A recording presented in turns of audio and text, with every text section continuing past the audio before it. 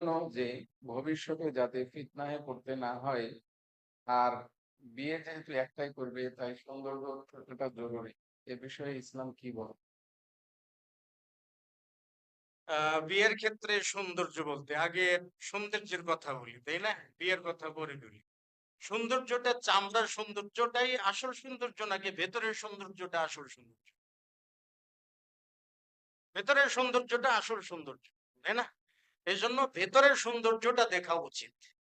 ভেতরের সৌন্দর্য বলতে কি? ভেতরের সৌন্দর্য বলতে মেয়েটা হিংসুক কিনা, তাই না? তারপরে কি, মেয়েটার রক্তটা কিনা, তাই না? মেয়েটা চগলখড়ি কিনা, তাই না? এরকম মানুষের হক নষ্ট করা কিনা, তাই না? এটা হলো মেইন সৌন্দর্য। আচ্ছা, আপনি দৈহিক সৌন্দর্য দেখতে পারেন, তবে দিনকে উপেক্ষা করে নয়।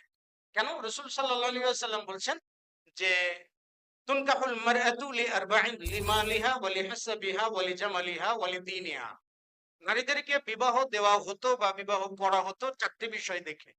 তার দিন দেখে, সৌন্দর্য দেখে, বংশ দেখে, সম্পদ দেখে। কিন্তু নবী সাল্লাল্লাহু আলাইহি ওয়াসাল্লাম কি বললেন? ফাজফার বিজাতি দ্বীন। দিনটাকে অগ্রাধিকার দাও, প্রাধান্য দাও। তার মানে মেয়ের যদি সম্পদ না থাকে, মেয়ের যদি চেহারা সুরত না থাকে, মেয়ের যদি বংশ মর্যাদা না থাকে, তাহলে যদি শুধুমাত্র দিন থাকে তাহলে দিনটাকেই অগ্রাধিকার দিয়েই কি করো? বিয়ে করে। এটা রাসূল সাল্লাল্লাহু আলাইহি ওয়াসাল্লাম বলছেন। নবী সাল্লাল্লাহু আলাইহি ওয়াসাল্লাম অন্য জায়গাতে বলছেন যে যখন ইদা খাতাবা ইলাইকুম মান তারদাউনা দীনাহু ওয়া খুলুকা, যখন তোমাদের সামনে কেউ বিয়ের প্রস্তাব দেয় যার চরিত্র এবং দিনে তোমরা খুশি, তাহলে তাকেই তোমরা কি করো? তার সঙ্গে বিয়ে বন্ধনে আবদ্ধ করে দাও। যদি না করো তাহলে দুনিয়াতে কি আসবে? ফিতনা, ফাসাদ, বিপর্যয় আসবে। তো শরীয়ত আপনাকে দিনদারিত্বটাকেই অগ্রাধিকার দিতে বলছেন।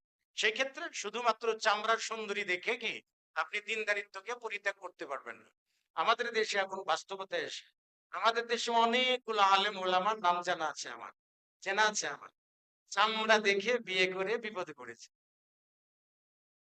এরকম অনেক ওলামা ইকরামগণদের নাম আমার জানা আছে। কি সমস্যা জানেন? চামড়া দেখে বিয়ে করেছে, দিনদারিত্ব দেখে নাই। সন্তান যখন জন্ম লাভ করেছে, সন্তানকে তিনি মাদ্রাসায় পড়াবেন, তার তার স্ত্রী তিনি কি বলে কিন্ডার গার্ডেনে পড়াবেন। তার স্ত্রী তাকে কি বলে সায়েন্টিস্ট বানাবেন, কিন্তু তিনি তাকে আলেম বানাবেন। স্ত্রী আলেম ইন্টারেস্ট পায়। এরকম অনেকগুলো বৈপরীত্যপূর্ণ সমস্যাগুলো আছে। এই সমস্যাগুলোর মধ্যে আপনি সামনে যেয়ে পতিত হবেন। আরেকটা জিনিস হলো, চামড়ার সৌন্দর্যের কদর 3 মাস থেকে 6 মাস থাকবে। এরপর আর ভেতরের সৌন্দর্যটাই আপনার সামনে ফোকাস।